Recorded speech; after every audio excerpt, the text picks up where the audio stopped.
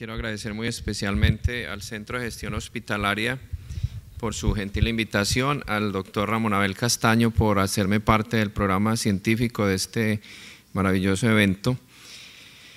En estos minutos quiero hablarles de un aspecto que queda muy bien ilustrado a partir de lo que el doctor Ramón Abel les habló, de cómo las innovaciones se pueden llevar al rediseño de algunas patologías. En este caso les quiero mostrar exactamente cuál ha sido el ejercicio para tomar la enfermedad cardiovascular en dos problemas que son supremamente fundamentales: la enfermedad coronaria y la insuficiencia cardíaca, que entre otras cosas son continuidad de una de la otra en la mayoría de los pacientes que vemos. Para comenzar quisiera recordarles que es claro que dentro de las enfermedades crónicas, las patologías cardiovasculares tienen una matriz que la soporta muy fundamental, que son los factores de riesgo sociales y de comportamiento y factores de riesgo biomédicos. Sin embargo, esas variables son comunes a la mayoría de patologías crónicas, como están allí ilustradas, algunas de las cuales tienen cercanía con las enfermedades cardiovasculares como la diabetes o la enfermedad renal, los problemas pulmonares, articulares degenerativos y la salud mental. De manera que en el rediseño de estas patologías tenemos que tener muy en cuenta la matriz inicial de la cual parten para ver cómo estructuramos algunos de estos procesos en forma más estandarizable. Se ha dicho mucho sobre lo que es el estado actual del manejo de las patologías crónicas y claramente el cuidado actual de estos problemas es insuficiente porque todavía tenemos una gran volumen de personas que no están bajo cuidado coordinado, donde no se hacen estrategias de predicción y prevención suficientes, la aplicación de guías basadas en evidencia a esta población que se puede hacer bastante bien, no se hace suficientemente, y el índice de rehospitalizaciones y recurrencias sigue siendo muy alto. La Organización Mundial de la Salud, en uno de sus documentos estándares, establece cómo debe ser el cuidado crónico y propone que los centros que hacen este cuidado deben focalizarse en hacer una atención mucho más estructurada y planeada, donde se usen los sistemas de información en forma constante y en forma longitudinal para que sea transparente para todos los que estén al frente de estos procesos, donde hay que fortalecer mucho el autocuidado y desarrollar una serie de modelos de cuidado compartido entre niveles, primer, segundo, tercer y cuarto nivel. E igualmente se usen mucho las guías de manejo y soporte clínico que permitan darle al paciente el tratamiento indicado en el lugar indicado. Ese tipo de estructura es necesario establecerla en forma rutinaria. Algunos de los ejercicios que se requieren están insertados dentro de lo que hoy en día se considera el rediseño de toda la estructura de prestación en la atención de los pacientes cardiovasculares o de otras patologías. Pero esencialmente eso crea una serie de redes de servicios de salud donde aparecen nuevas áreas de prestación. Por ejemplo, aparecen los servicios de pacientes crónicos y otros más, las áreas de cuidado preventivo, las áreas de cuidado para pacientes que necesitan refuerzo en áreas de bienestar y así sucesivamente. Requiere rediseñar algunos de los segmentos de atención que nos permitan darle una mejor prestación de servicios con valor agregado a estos pacientes. Voy a situar en el problema concreto de la enfermedad cardíaca isquémica, que es la primera patología grande que hay que abordar desde la estructura de las innovaciones que tengan algún carácter ya sea disruptivo o que sean suficientemente capaces de impactar estos modelos de salud. Clásicamente, el proceso biológico que sustenta la enfermedad coronaria es la aterosclerosis coronaria. Sin embargo, recuerden que hay dos características centrales en las patologías coronarias y es su carácter progresivo y recurrente. Ese es un alto dilema para el ejercicio de la cardiología, porque todas las manifestaciones clínicas de estos pacientes cursan en torno a estos dos términos. El espectro de manifestaciones clínicas de la enfermedad coronaria, desde el dolor torácico, la angina estable a fases inestables o eventos coronarios agudos como el infarto, CONIS en elevación del ST, están demarcados por la forma como evoluciona la aterosclerosis coronaria en un individuo. Fíjense que eso va desde el espectro clínico, pasando por las manifestaciones electrocardiográficas variables, la diferencia en el estado de los biomarcadores y los niveles de riesgo agregados a esas patologías. Y es necesario entender que desde esa perspectiva nosotros tenemos que implementar algún tipo de estructura de atención que impacte no solo la recurrencia, sino la progresión. Si yo les muestro en forma esquemática la trayectoria de salud de un paciente con enfermedad coronaria, estaríamos mostrando algo como lo siguiente. Es un paciente cuya característica está dada por la inestabilidad, donde hay procesos relacionados con la presentación de angina de pecho o síndromes coronarios agudos que van produciendo un deterioro progresivo en la función cardíaca en razón a la pérdida de tejido miocárdico con cada evento clínico. Finalmente, estos pacientes evolucionan hacia fases tardías con insuficiencia cardíaca y fallecimiento. Pero la esencia del proceso es que la trayectoria de salud de estos individuos está caracterizada por recurrencia y progresión. Si quiero cambiar la estructura de atención, tendré que generar algún tipo de diseño que me permita modificar esa trayectoria. Y la única faceta que me lo permitiría es hacer algún proceso clínico que me dé estabilidad sin recurrencia. Vamos a ver hasta dónde el rediseño del proceso de atención permite cambiar la trayectoria de salud de un individuo para que haya estabilidad sin recurrencia. Es importante decir en este punto que eso requiere detección predictiva de la inestabilidad. Si yo quiero cambiar esa trayectoria, tendré que generar algún tipo de innovación que me permita ser capaz de detectar a tiempo cuando hay una fase de inestabilidad, hacer la intervención respectiva y generar un proceso mucho más plano desde el punto de vista de la evolución del paciente. Hay varias cosas que desde el punto de vista de investigación y de lo que sería un centro de excelencia dedicado al diseño de innovaciones en el área de la cardiología se requieren. En primer lugar, se requiere organizar el conocimiento y el patrón de práctica. Vamos a hablar un poco de eso a continuación, pero se requiere mucho ejercicio de analítica predictiva. Si yo requiero desarrollar un modelo que me prediga la inestabilidad y que me permita hacer que un paciente tenga una fase estable de su proceso clínico, eso requiere un ejercicio amplio en ese sentido, pero también requiere rediseño de la práctica en forma de equipos de trabajo que manejen los niveles de conocimiento variables que existen.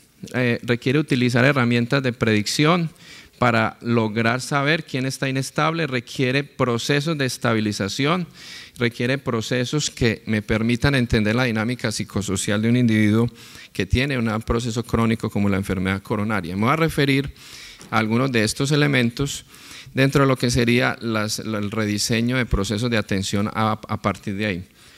En términos de organización del conocimiento, hay varias cosas interesantes.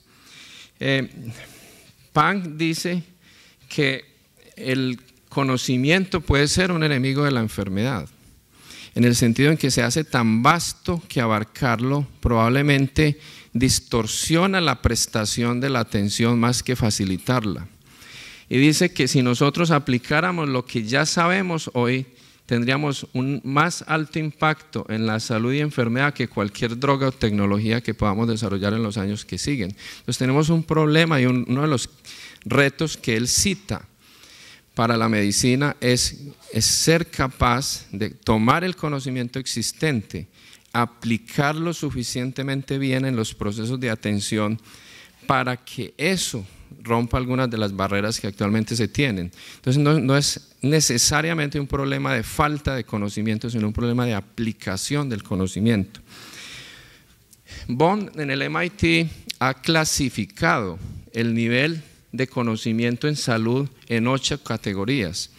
No me voy a detener mucho en eso, pero simplemente quiero mencionar que hay áreas de la aplicación del conocimiento en cualquier patología, en cardiovasculares es una de ellas, donde tenemos un altísimo nivel de desconocimiento.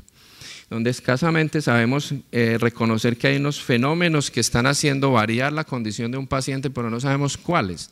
Pero también tenemos unas áreas con un conocimiento prácticamente completo, donde yo puedo decir que las evoluciones, los procesos que se dan son altamente predictivos.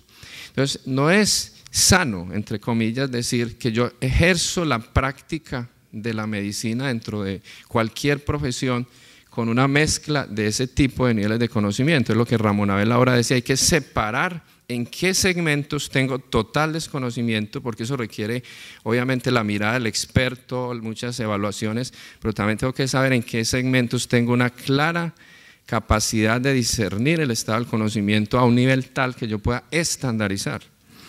Entonces, mientras en uno de los frentes, el que tiene alto nivel de conocimiento, yo puedo sencillamente hacer utilización de algoritmos explícitos y reglas de flujogramas que me permitan saber qué hacer, donde con una sola valoración clínica yo sé cuál es la conducta y puedo establecer un flujograma que lo lleve a cabo una persona que no sea experta. Puedo delegar ese proceso en alguien que no necesariamente es un cardiólogo y saco del ejercicio a esa persona para no poner a depender el proceso de él. Sin embargo, hay otras áreas donde yo requiero hacer lo contrario, donde hay mucho del conocimiento que es tácito, que requiere muchas iteraciones o valoraciones, donde hay mucho análisis exploratorio y donde se requiere el experto.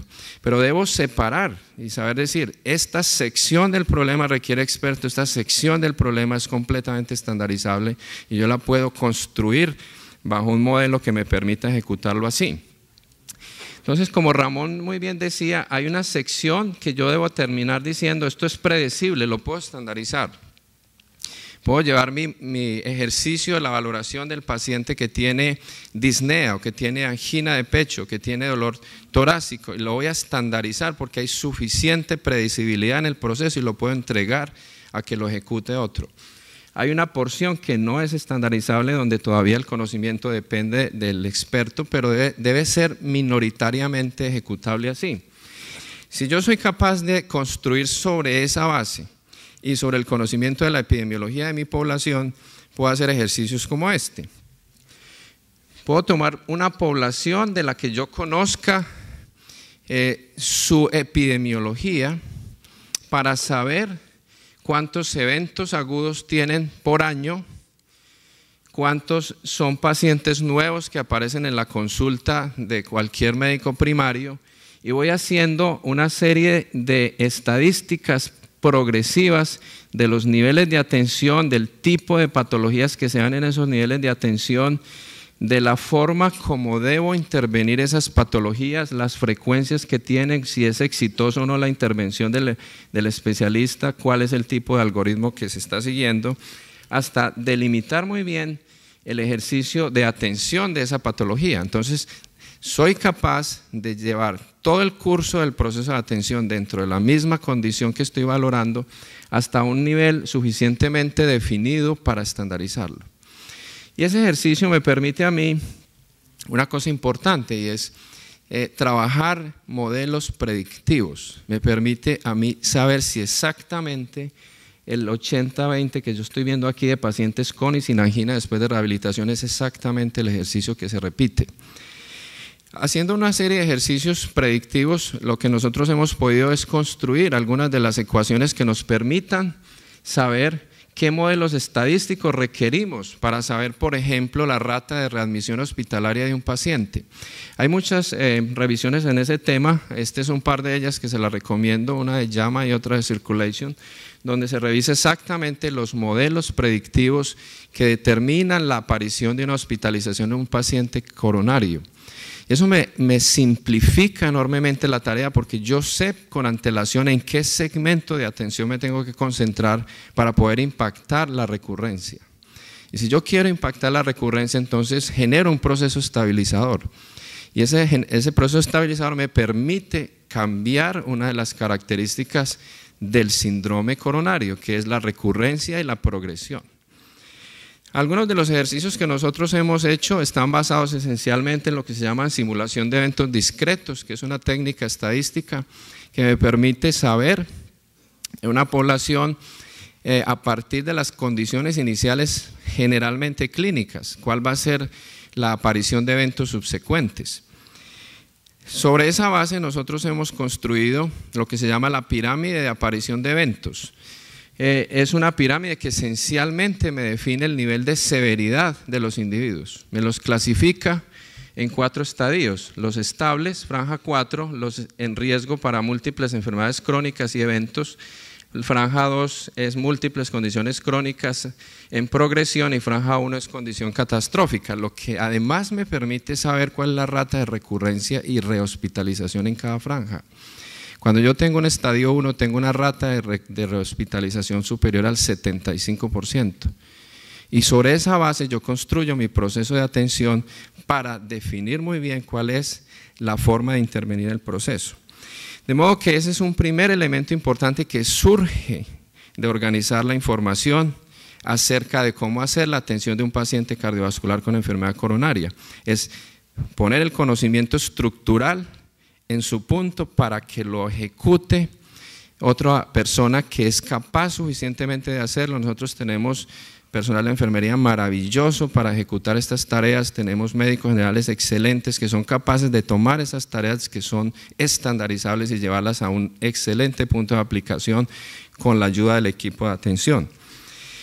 La segunda cosa importante que se requiere es conformar equipos con conocimiento del paciente. Esta es una de las grandes transformaciones que todos los días se escribe sobre ella, y creo que tanto Ramón Abel como mucho de lo que se ha dicho aquí ayer y esta mañana hace énfasis en eso. Es el rediseño de la atención. Ramón hacía referencia a Richard Bomer, que es un médico de Harvard que escribe en este libro, Rediseñando el Cuidado, cómo debe ser el proceso de atención centrado en el paciente.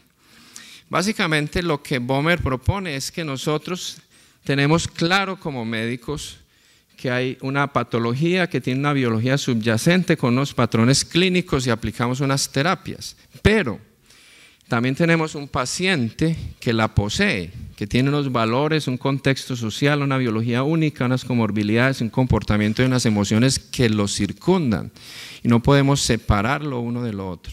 En el rediseño del proceso de atención necesitamos estructurarlos como parte de la dinámica de atención, de manera que lo que tengo es un paciente con una enfermedad al que someto a una intervención, pero esa intervención debe incluir los 2 componentes. Igualmente interesante, esto no se alcanza a ver, Stewart en su libro que se llama Transformando el Cuidado Clínico, dice que los pacientes que tienen una patología tienen, por ejemplo, en el caso nuestro, enfermedad coronaria con un infarto previo y tiene una condición post-bypass con una serie de factores de riesgo que debo valorar. Entonces yo hago mis diagnósticos y tengo claramente estructurado ese proceso, pero necesito también hacer un proceso diagnóstico de la condición del paciente como enfermo, sus sentimientos, sus limitaciones, la participación en actividades y su restricción, la ideación que el paciente tiene en torno a su patología, la capacidad de funcionamiento en su parte sexual, en sus relaciones de trabajo, etcétera, las expectativas. Eso debe ir completamente integrado al manejo. Entonces, en un modelo de atención que tenga un método clínico que cubra amplios aspectos, necesito muy bien aplicar todo el modelo cognitivo tradicional que usamos en medicina del método científico. Eso es claramente admisible y debe ser utilizado en forma muy suficiente. Sin embargo, al mismo nivel debo ser capaz de aplicar el modelo intuitivo cognitivo, todo el proceso interpretativo contextual, todo lo que no es predecible, lo cualitativo dentro de ese ejercicio de atención. Voy a referirme hacia la parte final un poco acerca de cómo llevar eso a un proceso que lo delimite lo suficientemente para hacerlo posible en la práctica diaria. El rediseño entonces va a cubrir, por un lado, el proceso cuantitativo que tiene que ver esencialmente con la dinámica de prestación de la atención, las actividades que se le hacen al paciente, la frecuencia, el uso, las que son programadas, las que no son programadas, el tipo de evento y su intervención, la mezcla de comorbilidades y yo cómo las cuantifico y cómo las vuelvo un modelo de regresión logística que me permita predecir eventos. Eso es lo cuantitativo. Pero yo necesito también hacerle un rediseño a lo cualitativo, saber cuál es todo mi trabajo de acceso, oportunidad, satisfacción, adherencia, involucramiento, autocuidado y cuál es el nivel de progresión y recurrencia que estoy teniendo en ese proceso de atención basado en el ejercicio cualitativo. Desde el punto de vista del ejercicio como tal, lo que nosotros hemos integrado al modelo es hacer, en el caso de la cardiopatía isquémica, una muy buena caracterización de esta, desde los determinantes del síndrome coronario agudo, el tipo de intervención al que el paciente se somete, el papel de la anatomía coronaria en los resultados, saber si existe isquemia residual o si el paciente está propenso a recurrencias por una revascularización incompleta, si hay zonas isquémicas posteriores, cuál es el nivel de la función ventricular. Es un ejercicio depurado de la cardiología, pero es estandarizable. Pero por otro lado yo necesito hacer el otro ejercicio. ¿Cuáles son los procesos de bienestar en que ese paciente se encuentra? ¿Cuáles son las expectativas que él tiene sobre su patología? ¿Qué es lo que él quisiera? Lo que decía Ramón, a él le importa más estar bien, poder hacer ejercicio, poder tener una actividad física suficiente, poder tener un desempeño social sin restricción. Yo tengo que medir eso mediante algún estándar, el nivel de sensación, emoción y sentimientos que el paciente tiene, cuál es su grado de fragilidad frente al entorno, cómo está frente al autocuidado, cómo maneja él el entorno, cuál es su capacidad de retornar con competencia a nivel laboral. Eso también debe ser medido y llevado al estándar.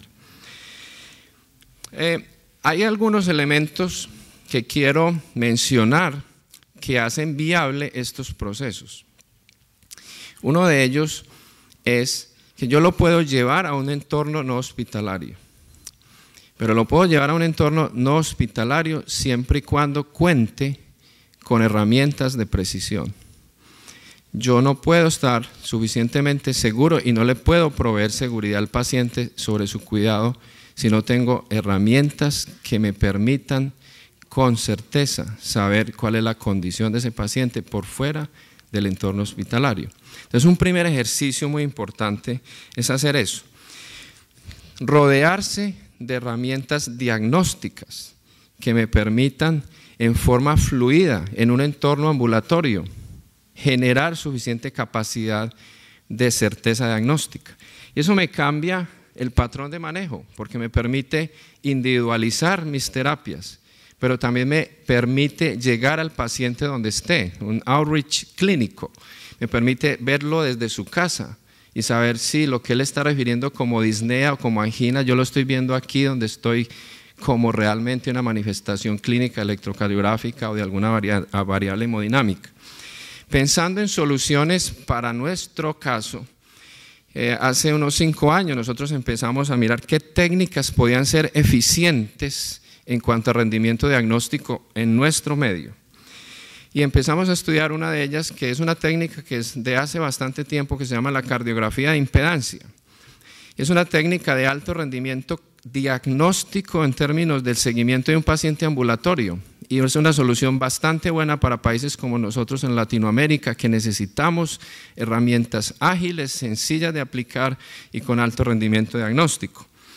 Esta herramienta básicamente utiliza electrodos en el cuello y en el tórax y usando una corriente de muy baja intensidad me mide cuál es el volumen latido que el paciente tiene, pero de ahí se deriva una serie de variables hemodinámicas muy importantes. Algunos la han llamado el sexto signo vital porque mide el volumen latido y a partir de ahí el gasto cardíaco. Entonces resulta muy interesante porque si yo les muestro, por ejemplo, un algoritmo, usando cardiografía de impedancia yo puedo saber si mi paciente tiene un estado hipodinámico o hiperdinámico, ya sea que esté en falla cardíaca o no, pero también puedo saber si está en un estado vasoconstrictivo para hacer un ajuste terapéutico en un paciente, ya sea por falla cardíaca, por hipertensión o por alguna diabetes descompensada. Pero también me mide el volumen de líquido torácico, me permite rastrear de alguna manera la precarga a la que el paciente está sometido y saber si necesita ajuste volumétrico en la terapéutica. Entonces tengo suficientes elementos de información de precisión diagnóstica para el manejo terapéutico de estos individuos. Entonces a eso me refiero cuando digo usar algunas herramientas de precisión. El segundo elemento importante es la telemetría clínica, tanto electrocardiográfica como de otras variables biológicas, la saturación de oxígeno, la presión arterial. Y nosotros podemos hacer eso desde el entorno del paciente, desde su casa o desde donde esté el paciente haciendo su actividad. Él se puede medir y nos puede transmitir por un teléfono celular directamente al portal donde estemos esa información y yo desde ahí puedo hacer decisiones clínicas. De modo que eso integra al cuidado del paciente elementos que son importantes para su seguimiento. Dicho a manera de síntesis, entonces, eso me provee un conocimiento mucho más integral del paciente y si yo lo hago desde un entorno como ha sido propuesto por algunos de las casas médicas centradas en patologías o centradas en pacientes con ciertas patologías, eso es supremamente versátil y es otra de las innovaciones a las cuales hay que hacer atención en estos procesos.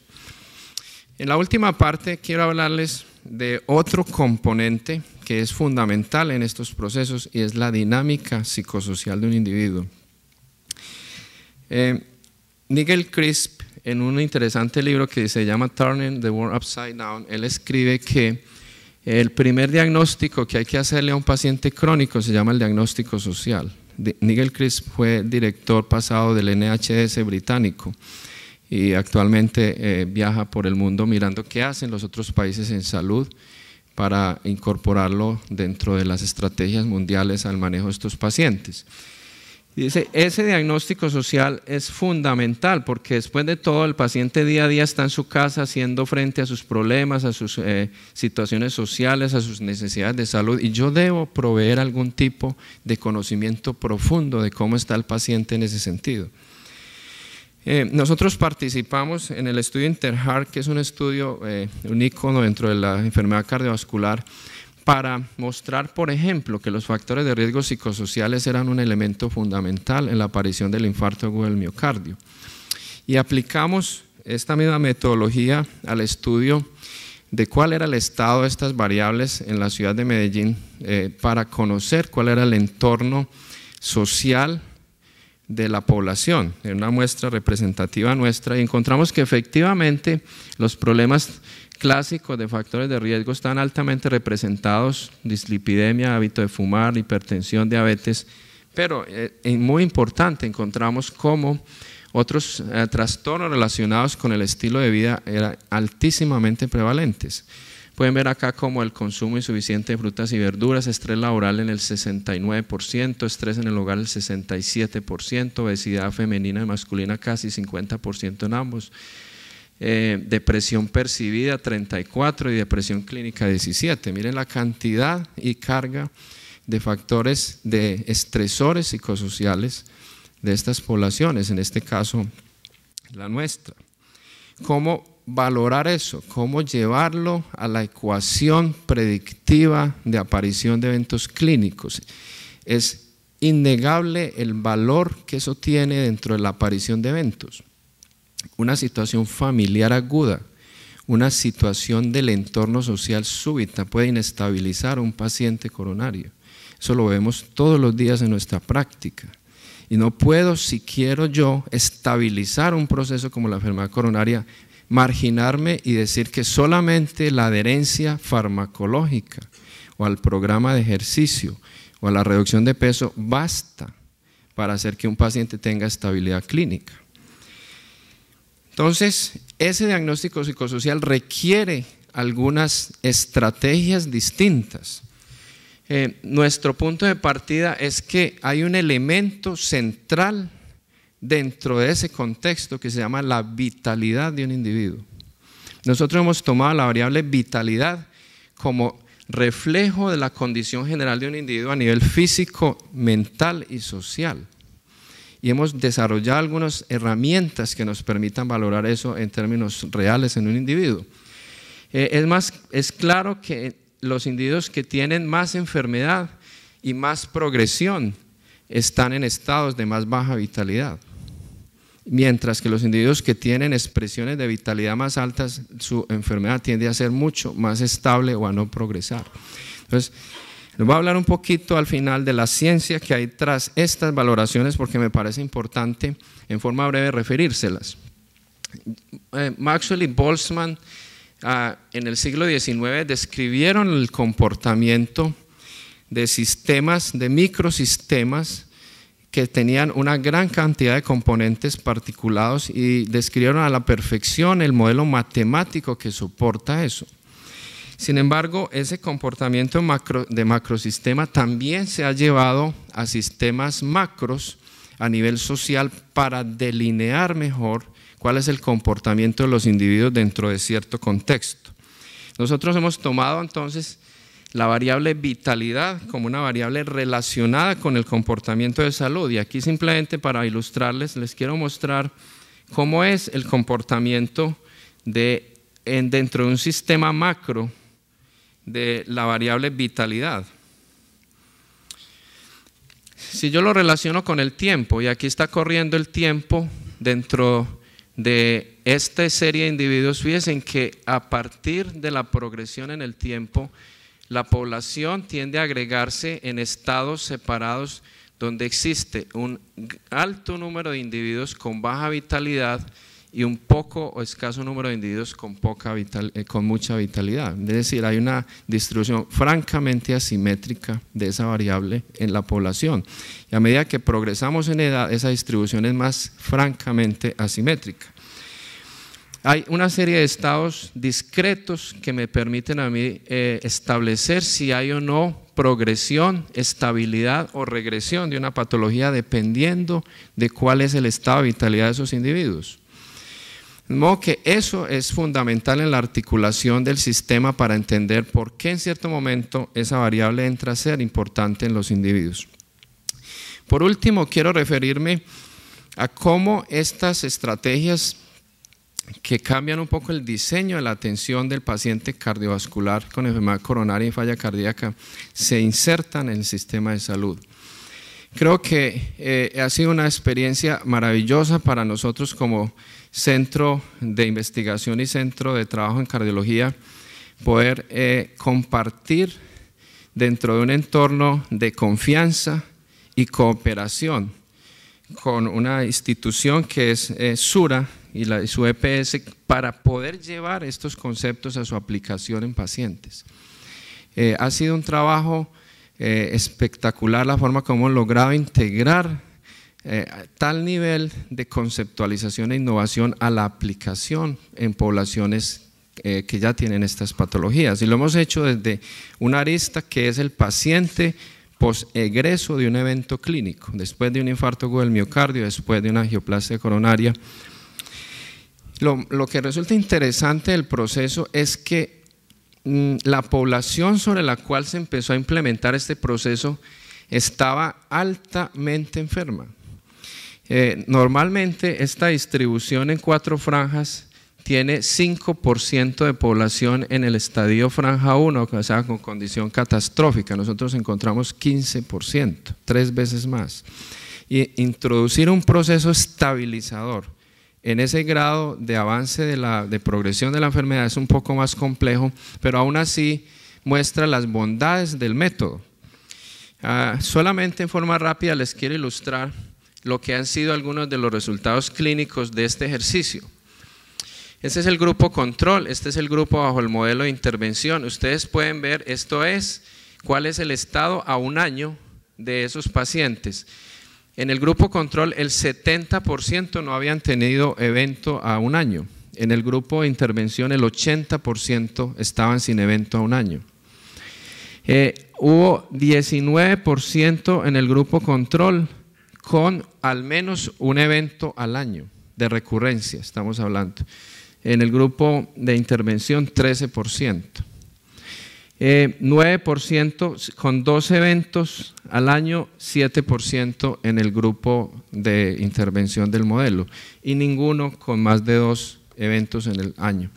Eso es importante porque muestra cómo efectivamente hay un proceso de estabilización de la patología que hace que la progresión esté cambiando su trayectoria. De modo que, a manera de síntesis, esta progresión y recurrencia se puede ir desviando hacia un proceso de estabilización sin recurrencia.